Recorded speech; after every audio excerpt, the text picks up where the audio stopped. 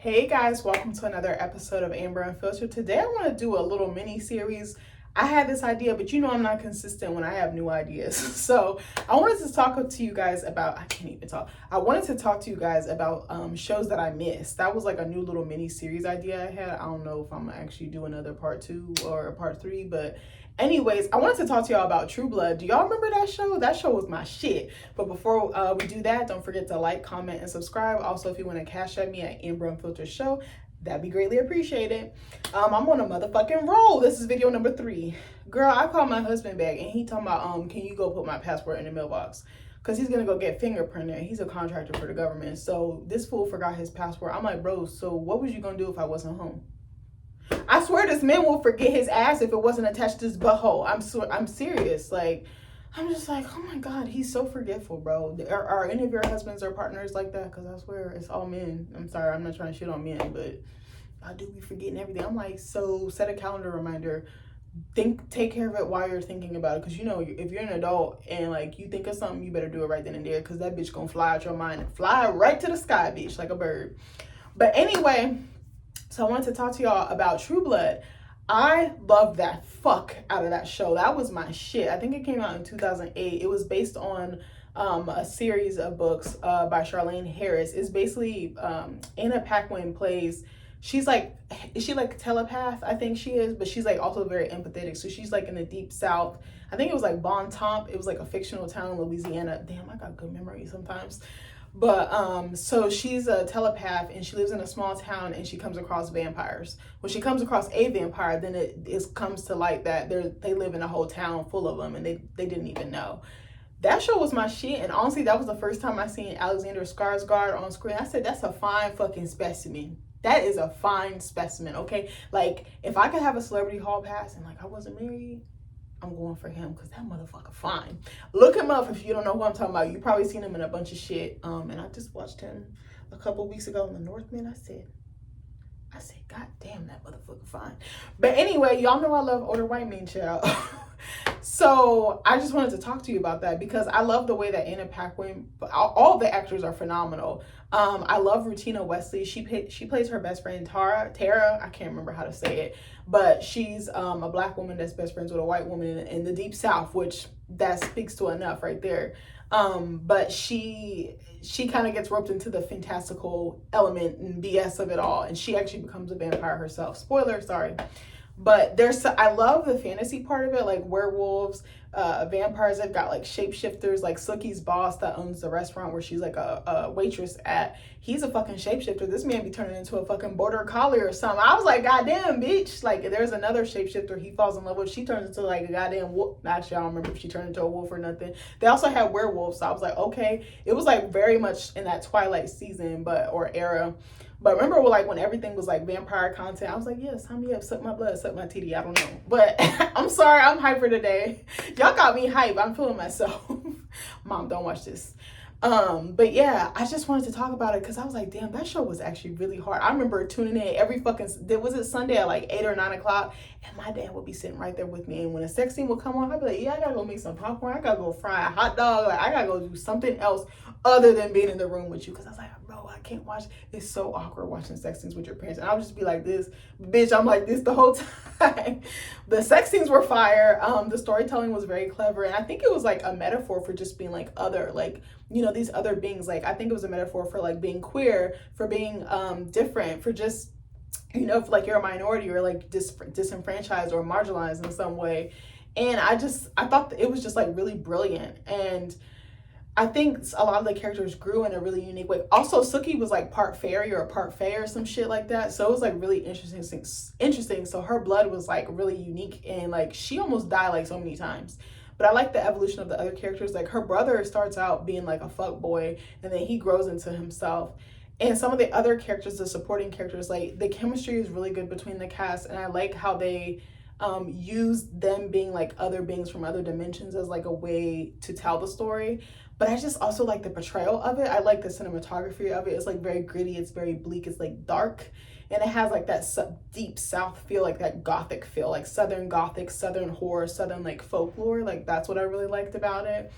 I think my favorite season was when Joe Manganiello joined the cast. Was he a werewolf? I think he was. And him and Sookie start fooling around, and then she spins the block and goes back to Bill, which is her boyfriend, her baby daddy, her everything, her end all be all. And then she had this weird thing with Eric as well. One of my favorite fucking characters, which rest in peace, Nelson Ellis played fucking Lafayette. He was this queer black cook that worked in the restaurant with Sookie, and he would eat down like with his lines, and just he brought a ferocity to like that performance, and like a lot of humanity and a lot of vulnerability, and he didn't take anyone's shit, which I absolutely loved. Rest in peace to Nelson Ellis, because he passed away. Was it, I don't know if it was due to alcoholism. I think it might have been actually health issues, but he died too young. He was so talented. I think he was really the glue of that show. Like, again, all fantastic actors, all fantastic actresses, but his performance in particular, along with Rutina Wesley's, were just fantastic. Like, I loved it. The theme song used to crack me up, but then when I looked at it again, I was like, oh, this, like the countryness of it all. But I was like, the imagery is very powerful, just those opening credits. And I think Alan Ball was the creator of the show. I always love when a book translates to another medium, especially in the TV and film space. That's always been a huge dream of mine. But I like the feel of the show. It was very entertaining. You never knew what you were going to get every week. And it kind of tested you. You're just like, I don't know what I'm signing up for, but I miss when TV used to be like that. It had a certain feel. It had a certain magic to it. And I think they got nominated for some awards, but I don't know if they actually won. But that's besides the point. Like, good TV is good TV. Like, it kind of reminded me of Pluribus in the way that you never knew what you were going to get. You're just eyes glued to the screen, eyes riveted to the screen. I was literally thinking the other day, I was like, bro, we're never going to have a show like Stranger Things again. I was like, it'll probably be another 10, 15 years before we get something of that magnitude. Like, that show was so special. I know people hated season 5, but I was like, I'm still a huge fan. I just remember watching the show and like feeling something different, feeling like so pulled to it, so glued to it, so magnetized by it. I told you, I was literally recording myself watching the last episode with my husband, because I was like, this is like history being made. We were so mad because we wanted to go to the theater to see it, but all the fucking showings were sold out. But there was nothing like it. It was just its own universe, its own kind. It had its own signature. It had its own tone. It had its own mood. And there was like, True Blood had like a very specific audience. You either really loved the show or you really fucking hated the show. And I wasn't like online or anything around the time when it came out. So that, damn, I just realized I probably missed out, because there was probably some really viral, like iconic shit going around online. And you could tell the actors were giving their all. And then these bitches would just be running around the forest, buck ass naked, just butt cheeks out. And you're like, okay, I'm signing up for it. I really like Sookie's boss, Sam. I forgot who he's played by. They also had some really good guest stars too. And I think that's the thing that's underrated, because sometimes we put guest stars on stuff and it's usually people who are not actors or actresses by trade, but they were really intentional, I think, about who they let come on board. And I think, again, the cinematography is good, the music was good, and they used to do flashbacks of Sookie in her childhood. I think, did her parents die, or was she raised by her grandmother? I can't remember, but they would do flashbacks, and like, it did a really great job of capturing like loneliness and being isolated and being outcast, and like working through that. And maybe that's why I really like the show, because I'm really a loner. Like, I have friends, I have people who check on me and check for me, but I really realized I'm a loner. Like, I'm content being alone, like almost too much sometimes, but then sometimes I'm like, I really want company. I really want to be engaged or stimulated mentally. But it did a beautiful job of portraying that. And there was just like a lot of depth in that show. And I was like, damn, I really missed that show. And I was like, I like the fantastical. I like things otherworldly. I like things that force me to think outside of the box and like force me to suspend that disbelief and really pull me into the world. It felt like you were watching a movie. It was very cinematic. That's the thing that I wanted to touch on too. And I think making TV shows is very technical. You have to make it look beautiful, but you also have to make it something worth people sitting and giving up an hour or 90 minutes or whatever the case may be. But that was such a fantastic show, like 10 out of 10. I kind of want to rewatch it again, but I don't think I would feel the same way. Like, watching something for the first time, there's something so magical and so whimsical about that. You know what I'm saying? Like, that's how I felt about Stranger Things. Like, I was like, that's a show that'll stick in my mind for a long period of time. Pluribus, I feel the same way. I know I mentioned it earlier. If y'all have not watched Pluribus, give it a chance. That show was so fucking good. The only thing is, I never finished True Blood. I think I started getting a little, I don't want to say bored. I was like, okay.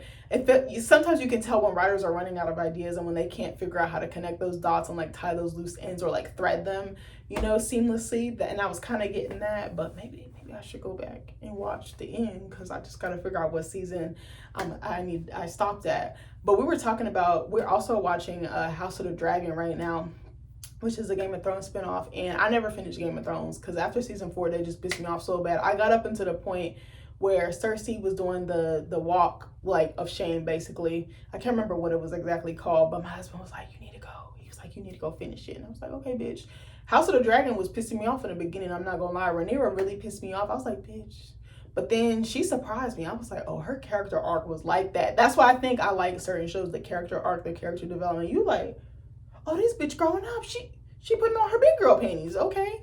But I love True Blood. Let me know if you ever watched it. Let me know if you ever heard of it. Will you watch it now? Let me know, guys. I love you, and I'll see you next video. Bye.